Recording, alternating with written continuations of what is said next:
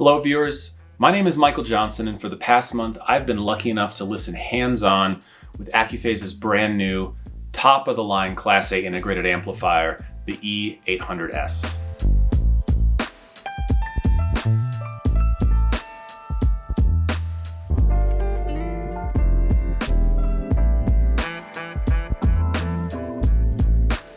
Just a brief interruption, esteemed viewers. If you enjoy our videos, you might also like our other work for audiophiles and music lovers: written equipment reviews, editor's choice ratings, product news, and music reviews.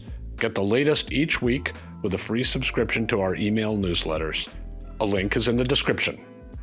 My quest in doing this was to discover if this champagne-colored integrated lives up to the reputation of its storied Japanese pedigree. Accuphase is a legacy Japanese audio brand that has been in business for over 50 years. It was founded in 1972 by brothers Jiro and Nakaichi Kasuga. Both of them were engineers at Kenwood who wanted to explore a level of build quality and refinement in design that was unapproachable by the large Japanese electronic manufacturers of the day. To do this, he recruited engineers from other major hi-fi players such as Marantz and Luxman. While originally called Kensonic, the first products released by the brand carried the name Accuphase, which is a combination of accurate and phase. Since their move in 1973 to their factory in Yokohama, they've been building amplifiers by hand until today. Accuphase seems to occupy a similar market image as other, kind of historic hi-fi brands such as Macintosh, Audio Research, and Luxman, companies that all share a reputation for build quality. They have a very devoted following, particularly in Asia, where they have a complete dominance on the market presence in some regards. But they've remained a bit more of a rare sight in North America. This is actually my first hands-on experience with Accuphase, and what better way to dip my toes into the pool than with their most expensive integrated amplifier that the company has. The Accuphase E-800S launched very recently and just arrived in the US this year. Originally, the US retail price was an eye-watering $21,575, making it one of the most expensive integrated amplifiers on the market. However, starting in April, Axis Audio, which are the US distributor for Accuphase, have announced that the price will drop to $19,975, and this is due to the current more favorable exchange rate we have with the Japanese yen. The E-800S is part of a revamp of Accuphase's top Class A units, along with the new A84S power amp. The promotional materials have been a little vague as to the new changes the S model brings to the older E800 design, but the company does confirm a new MOSFET circuit and a claimed 12% increase in signal-to-noise ratio. Visually, the amplifier is almost identical to its predecessor, and only when you get really detailed and squint extra hard can you potentially see the one extra tone button and a slightly different vent design on the top. However, I've never heard the previous E800 model, so this review is really just going to focus on the E800S as a standalone new product, and it's going to be my introduction to the brand. The Accuphase E800S is a very large integrated amplifier, weighing in at roughly 80 pounds and standing taller than many monster power amplifiers at almost 10 inches.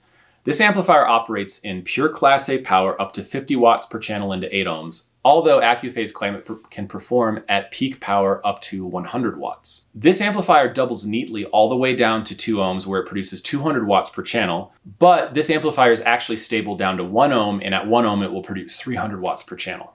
This means that despite the modest 8 ohm rating, congruent with a lot of Class A designs, this amplifier should mate just fine with speakers that have difficult impedance curves. And with a damping factor of approximately 1,000, it should in theory exert substantial control over most drive units you're going to find. For those of us that could use a refresher on Class A topology and technology, Class A refers to how an output transistor of an amplifier conducts signal. The vast majority of amplifiers are Class AB, in which the output transistors cycle on and off, conserving power, but also allowing for more power efficiency and higher power output ratings per the design. Class A refers to output circuits in which the output transistors are always conducting current as long as the signal is fed. This method is both more inefficient in terms of power capability, but also in terms of heat generated, as these amplifiers dissipate their maximum rated power at all times, and when that's not coming through as power in the speakers, it comes through as heat. This is why even solid-state Class A amplifiers tend to run really hot just the same way that you would think of two amplifiers running. However, Class A design has advantages in minimizing crossover distortion and allowing for a more direct circuit design. Inside the unit, Accuphase have employed dual mono circuitry, although both channels do share the use of a large custom-designed toroidal transformer. Another highlight are the two large 63,000 microfarad filter caps in the front of the chassis, some of the largest I have ever seen in any amplifier. The E-800S is fully balanced from input to output, and the rear panel contains a very impressive number of pure analog connections, both equally in RCA and XLR. My review sample didn't have either the optional boards, phono or DAC, but you can see on the rear here that there are 2 slots for those options from dealers. The amplifier comes with 5 line-level RCA inputs, 3 balanced inputs, 2 record inputs and outputs, as well as balanced and line-level inputs and outputs to turn the E-800S into either a preamp or a power amp exclusively. Preamp inputs and outputs on an integrated amplifier are not rare, but I will point out that it's pretty unique to have both functions connectable be of both RCA line-level and balanced XLR. Additionally, the E-800S has 2 sets of switchable speaker binding posts. The front fascia of this unit is really where I think the Accuphase shines. It has a very thick glass lighted display, and traditionally Accuphase Class AB products display a kind of, those needle-based dB meters on the front of the unit, but their Class A units produce a horizontal line of backlights to display the same information. Below the dB meter and display are backlit indicators for the many option controls hidden behind the front spring-loaded door. These controls include speaker selection, very old school tone controls for bass and treble and balance. We also have toggle on-off switches for tone, phase, mono, loudness, display mode, DAC input, and subsonic filter. If you get this integrated amplifier with the optional phono stage, you also have selections for moving magnet or moving coil cartridge, as well as the ability to set the moving coil load. Of all the features and controls on this section of the panel, by far the one I was the most excited about was the mono button. A feature I complain all the time that not enough products have, but this feature allows you to listen to mono recordings, especially mono records, with greater focus and fidelity by summing the 2 stereo channels.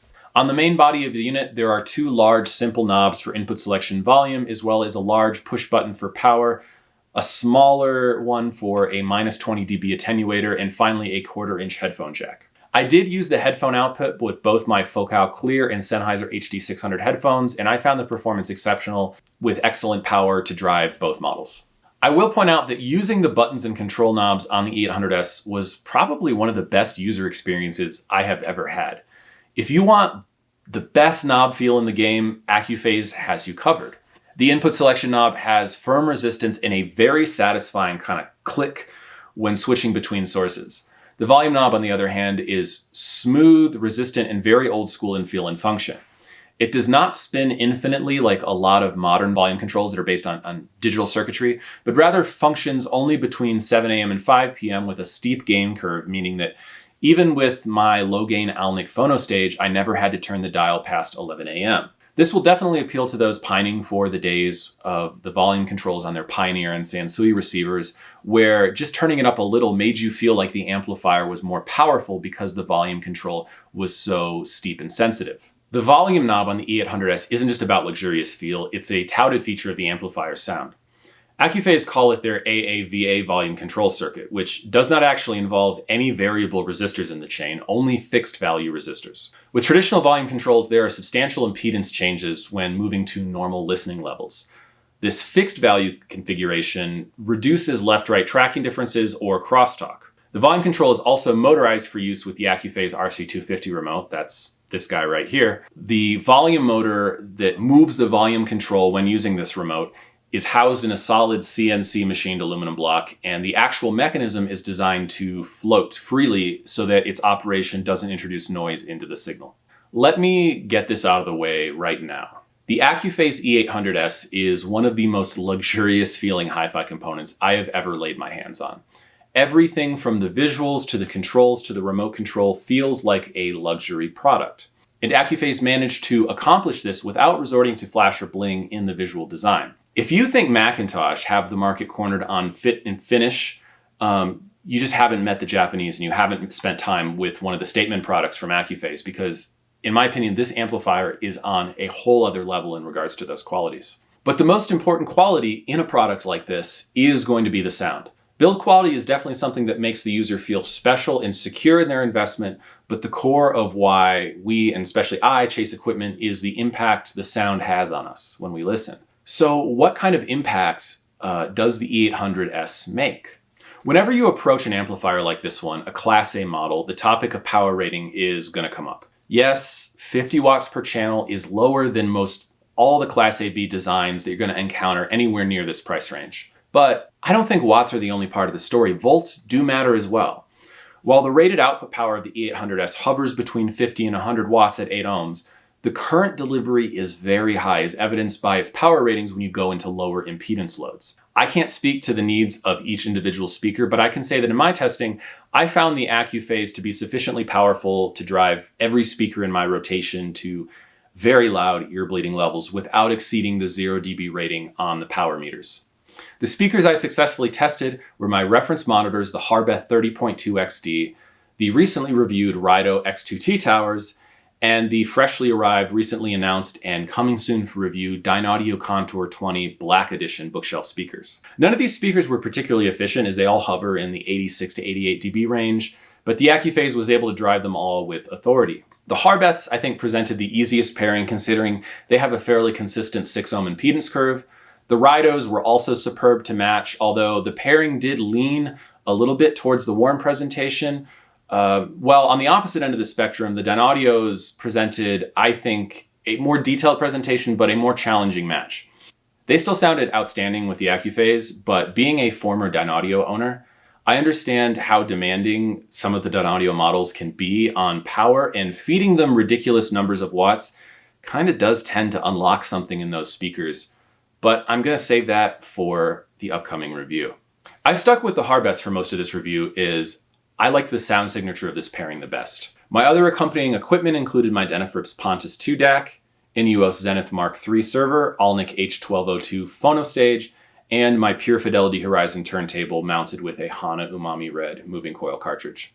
The E800S was sent to me from Axis partially broken in, but it required a lot more hours of play before I began to sit and evaluate what I was hearing. One of the first impressions I received when I actually started paying attention to this unit was how full the bass sounded. When I talk about fullness, I'm referencing a type of bass that is normally associated with capable tube amplification, whereas this rich, plump, and juicy quality to the bass, particularly in the mid-bass. I noticed this a lot when streaming one of my test tracks, Solo Dancer, from Charles Mingus's album, The Black Saint and Sinner Lady. In that recording, I noticed a full presentation from the baritone sax, which was better able to inhabit the same type of space as Mingus's upright bass. The instruments interacted and flowed together more seamlessly. This is a contrast to some amplifiers that instead voice their products with a greater emphasis on bass extension and speed, foregoing the sound that I think the Accuphase possesses, where there is substantial meat in the upper bass and lower mid-range. This also had the effect to me of emphasizing the meat and tone of notes below the mid-range, but softening the transient attack.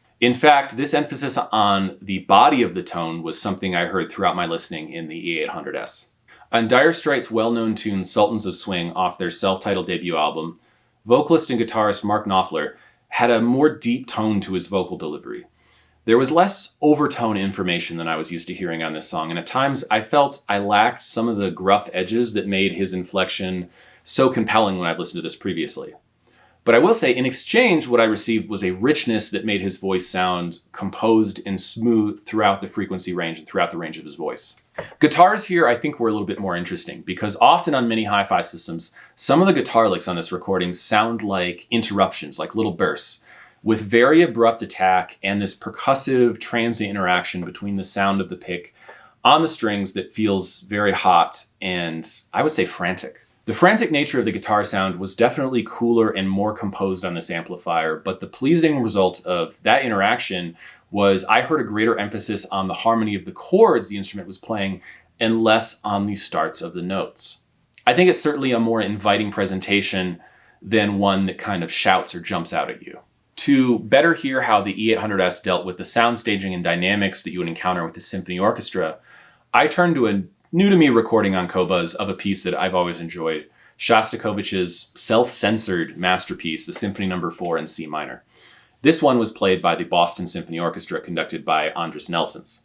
With the Shostakovich played through the Accuphase, I was treated to an excellent hall sound and a real sense of rumble when the forces of the Boston Symphony grunted through the fortissimo hits in their really well-designed concert hall. It's one of the best-sounding acoustic spaces in the United States. I was also impressed during the violin and viola melodies presented after the initial orchestral theme in the first movement, as I was able to hear a nice connection of legato sound pass between these different sections.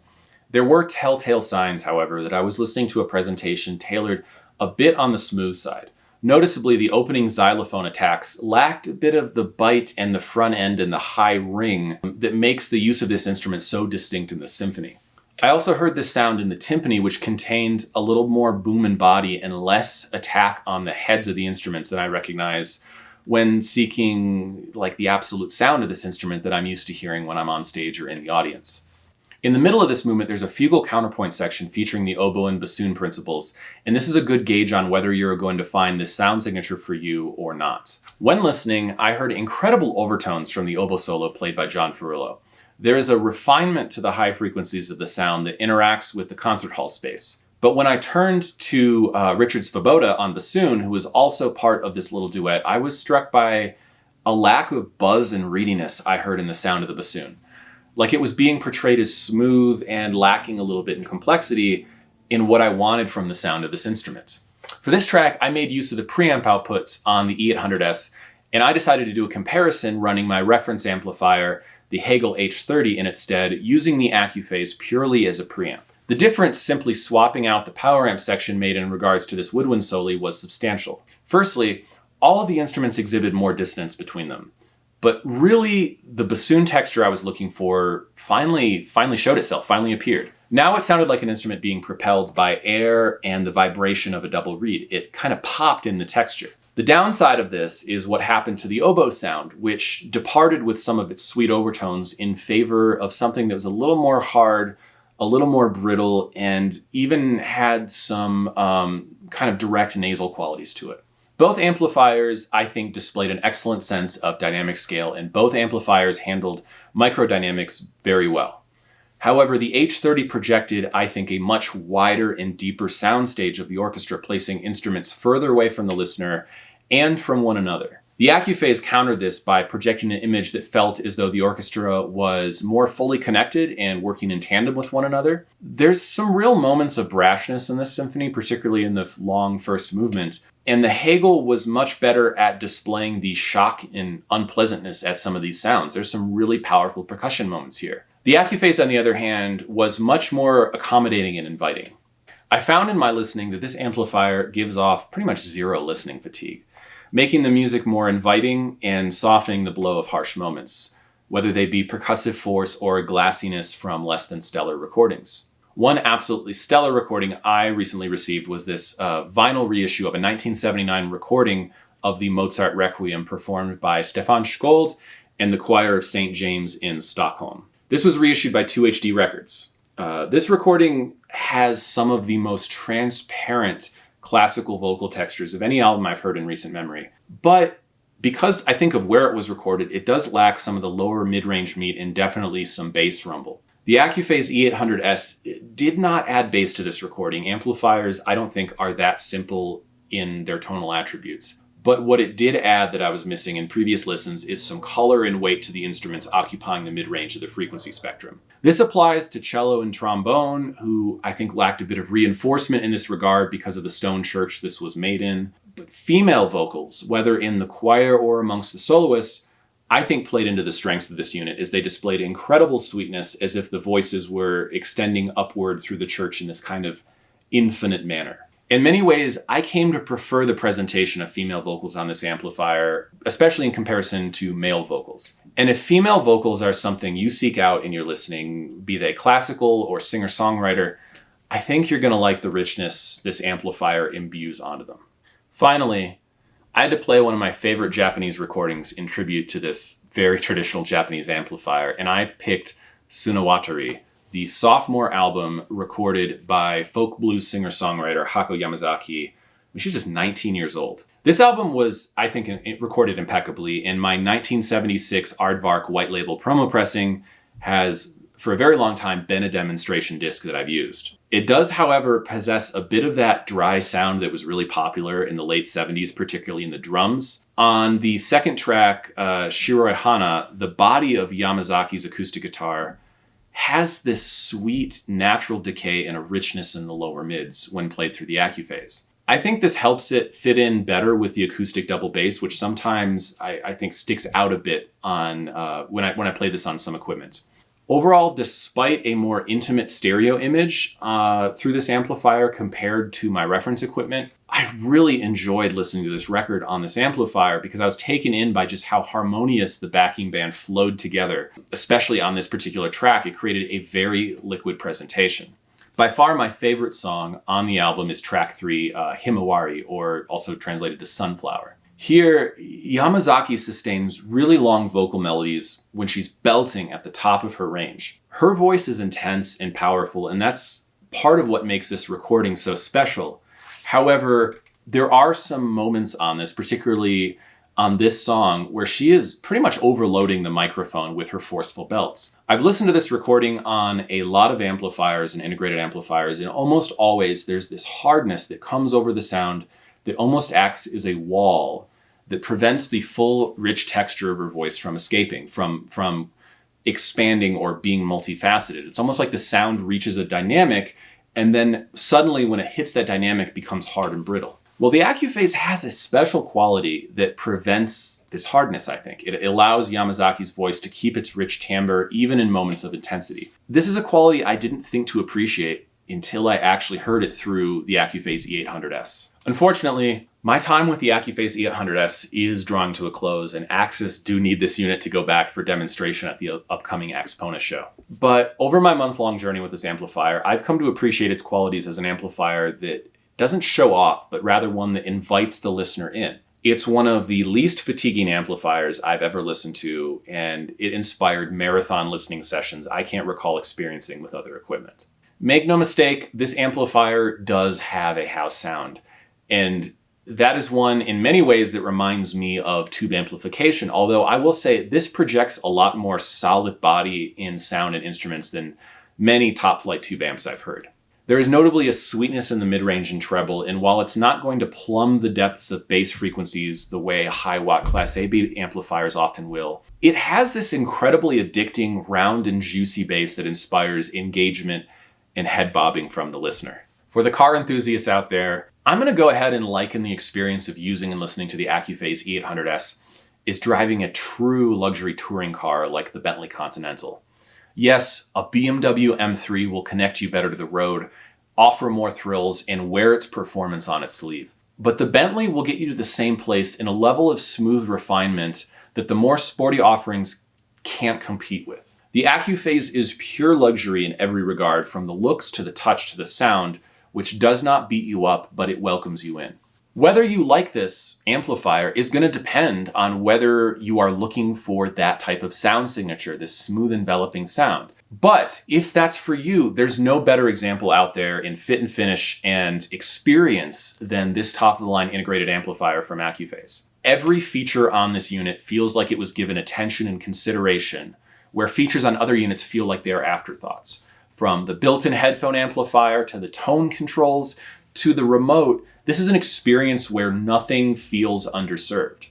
If you're someone who wants to experience smooth, rich Class A sound with a build quality that makes you seriously believe that this product is going to outlive and outlast you, I highly suggest you take a look at the Accuphase E-800S. Because if the sound is up your alley, this could very well be the last amplifier you'll ever need to buy. But those are just my thoughts.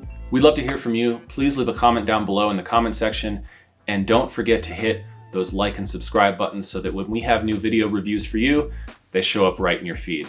But until next time, cheers viewers.